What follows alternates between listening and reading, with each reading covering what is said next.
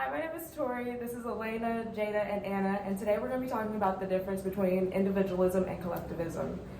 We make decisions every day in our lives, and we think that we should keep in mind of the greater good when making decisions. We're going to be talking about the differences between collectivism and individualism, and also why we should be more collective, and the expectations, social life, and why we should be more collective. We hope to persuade more people to be more collective in their daily lives and when making decisions for the greater good. So on this chart, we're first going to start with individual culture on the left, and it starts by saying the pivotal unit is the individual. Space and privacy are important. Communication tends to be direct, explicit, and personal. And last, business is transactional and competitive. On the right, we have collective culture, and it starts off by saying the pivotal unit is the group. Space and privacy are less important than relationship.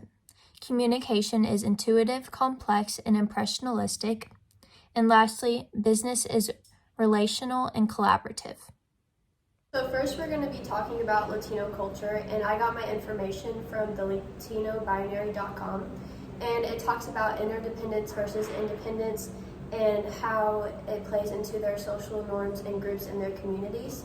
And then it talks about how collectivism needs revision and how some people don't really know how that fits into their everyday life.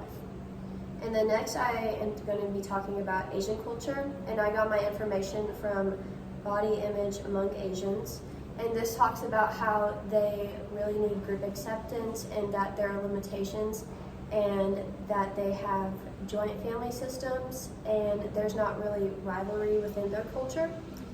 And they rank higher on the collectivistic scale than Western societies like America. Then for Indian culture, I got my information from Indian Systems, Collective Societies, and Psychotherapy. And this talks about mental illness and how doctors, when they have a case of mental illness, really tell the patient to seek their families and their groups and communities, and it really helps them. And researchers have proven this, and I think it's really cool that they can do that within their Indian culture. Next, I'm going to be showing a map of collectivistic cultures around the world, and this was done by Gert Hofstede. So moving on, we can see this collectivism, individualism world map. And the United States and Canada is individualist, while Mexico is kind of in the middle. And then on the other side of the world, we can see that there's very much a mix, and some don't have any individualism in them, which is the places that are just plain white instead of purple. Okay, next I'm going to be showing a bar graph of the US, Singapore, Beijing, and India, and they were asked the question, should we keep our aging parents with us at home? So here is a bar graph done by the Association for Psychological Science, and the US ranks a 4, being more individualistic, Beijing and Singapore ranking at 5, and India ranking at 6, and this shows that India really is collectivistic, like I said earlier when talking about Indian culture. So this really shows that the more collectivist a culture tends to be, the more people feel duty to take in their aging parents. Now we can see that there are more pros and cons of collectivistic cultures. So now we are going to be talking about the workplace and how collectivism benefits you. As an individual, you do have personal thoughts, but you can come together in your workplace and make ideas flow and help each other figure out issues, which would benefit the workplace. There are also ladders of collectivism. So the vertical ladder is where you rank socially and how social cohesion can help you.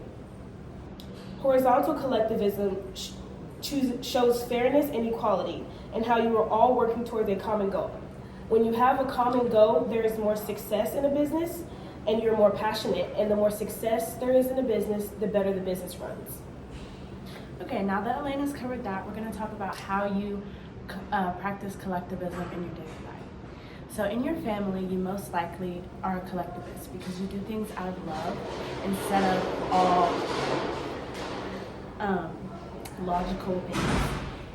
And also in the workplace, if you're a good worker, a lot of times you'll also be a collectivist because you're working towards a common goal, like Elena explained. Also in politics, if you're the type of person who would vote for somebody who you feel like has your best interest at heart, then you're voting for a collectivist because they're working for the society instead of just for one person. Now that we have covered how to be more collective, expectations in collective societies, and the cultures in collective societies, we want to encourage you to think more collectively when making impactful decisions. It may be hard in the beginning, but over time it will become more of a natural habit and become easier, while also making you a more well-rounded person. Throughout this whole video, we use Science Direct, and we want to thank y'all for listening, and if you have any questions, we'll answer them after.